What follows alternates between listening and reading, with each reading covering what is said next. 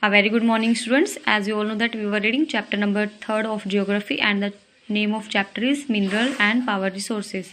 In this chapter we have read about minerals and types of minerals, and our today's topic is method used for extraction of minerals.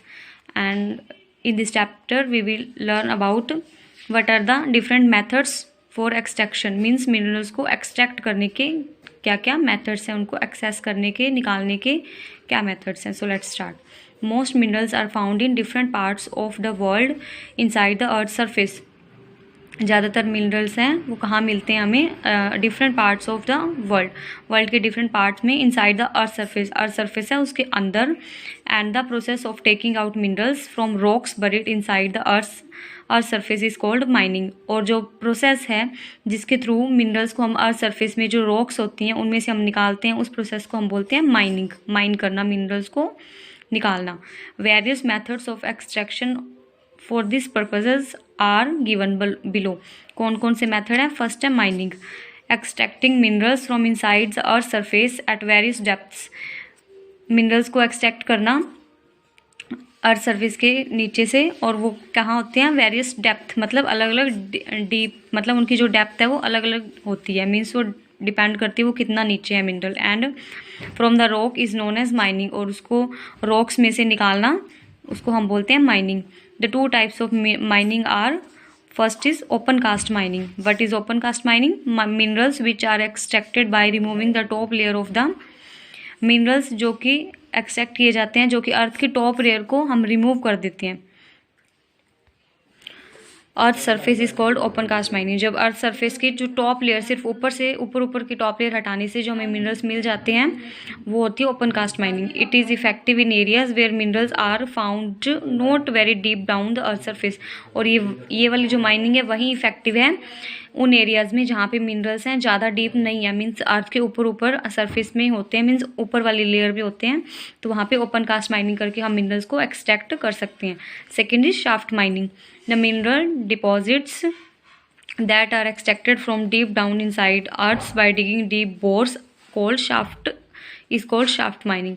The mineral deposit, जहाँ पे mineral deposit that extracted from deep down inside, जहाँ से extract किए जाते हैं जो कि deep down हो, अर्थ सरफेस के बिल्कुल बहुत नीचे डिपॉजिट हो मिनरल्स, वहाँ से जब डिग करके निकालते हैं और डिग करके क्या बनाते हैं? बड़े बड़े बोर्स बनाते हैं, मीन्स होल बनाते हैं, उसको हम बोलते हैं shaft.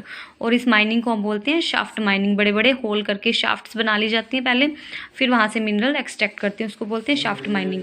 And second is drilling. Drilling क्या है? This is the process of extracting minerals which include drilling inside the earth surface.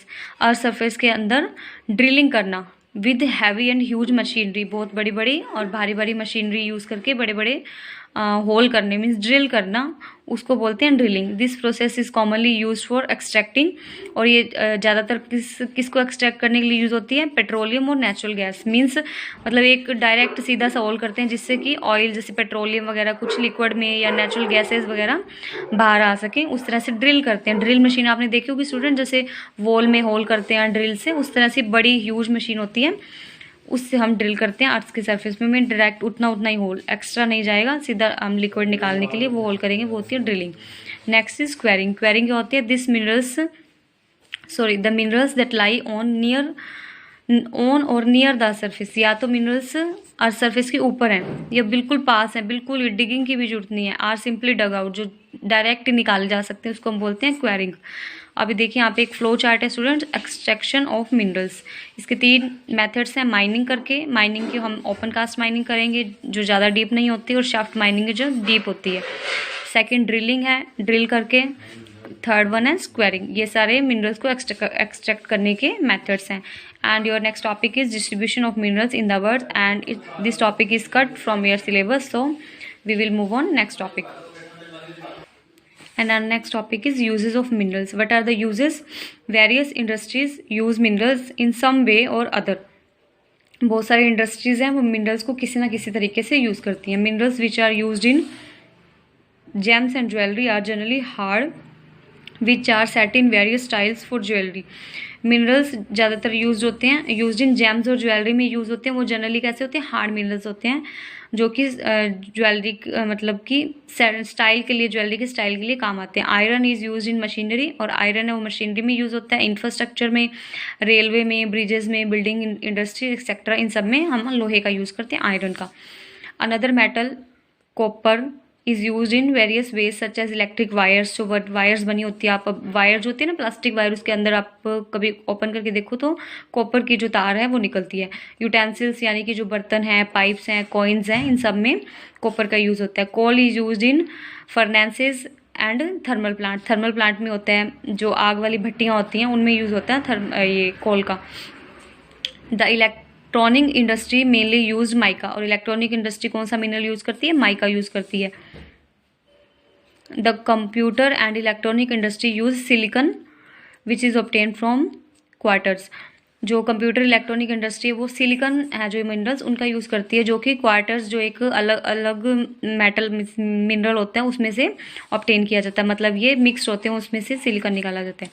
Aluminium which is obtain from its ore bauxite and is used in aircraft and automobiles, जो aluminium है वो कहाँ use होता है? जो इसका ओर है bauxite, ये यूज़ होता है एयरक्राफ्ट और ऑटोमोबाइल इंडस्ट्री में, बॉटलिंग इंडस्ट्री में, building, even in kitchen cookware में भी यूज़ होता है। नॉन मेटलिक मिनरल्स जिस petroleum is used in chemical industry, transportation, furnaces और लुब्रिकेंट्स, इन सब में यूज़ होता है नॉन मेटलिक मिनरल जैसे कि पेट्रोलियम वगैरह। Next topic is conservation of minerals.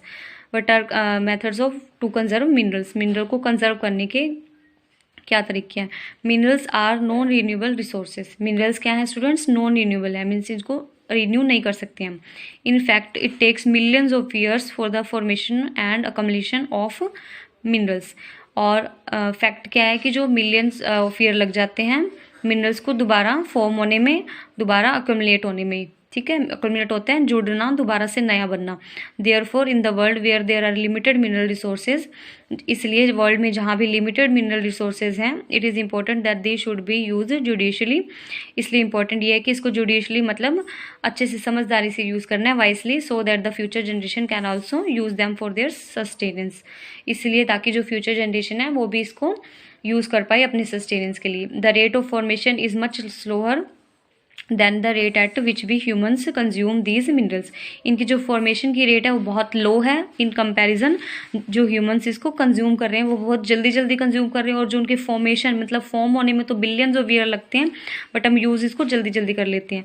It is therefore important that wastage should be reduce in the process of mining, इसलिए बहुत इंपॉर्टेंट है कि जब माइनिंग होती है तो उसमें वेस्टेज है वो कम होनी चाहिए, मिनरल्स मीन्स मिनरल्स वेस्ट नहीं होने चाहिए।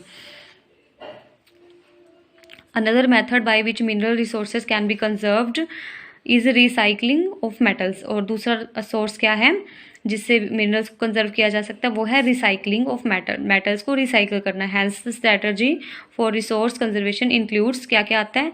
रीयूज एंड रिसाइकल, उसको रीयूज करना है, रिसाइकल करना है। Example the scrap from machine, ships etcetera can be recycled into iron sheet and reuse, जो स्कार्प निकलता है मतलब मशीन, शिप्स वगैरह से, उसको रिसाइकल करके शीट बना करके उसको आयरन शीट बना करके उसको रीयूज किया जा सकता है। Economical use of resources, resources को हम इकोनॉमिकली यूज़ कर सकते हैं, मतलब ज़्यादा वेस्ट ना कर करके, मनी वेस्ट ना करें। Example to save oil, oil save करने के लिए यूज़ पब्लिक ट्रांसपोर्ट और पूल ट्रांसपोर्ट, मीन्स या तो हम पब्लिक ट्रांसपोर्ट का यूज़ करें अगर कहीं जाना है, या फिर पूल करके, मीन्स एक पर्सन व्हीकल यूज़ करें, उसमें 3-4 लोग बैठ कर जाएं, फिर नेक्स्ट उसका व्हीकल यूज़ करें, मतलब एक व्हीकल से 2-3 लोग साथ चले जाएं, उसको बोलते हैं पूल करना। Pool transport to reduce consumption of petroleum resources, इनको हम यूज़ कर सकते हैं पेट्रोलियम रिसोर्सेज को कंजर्व करने के लिए।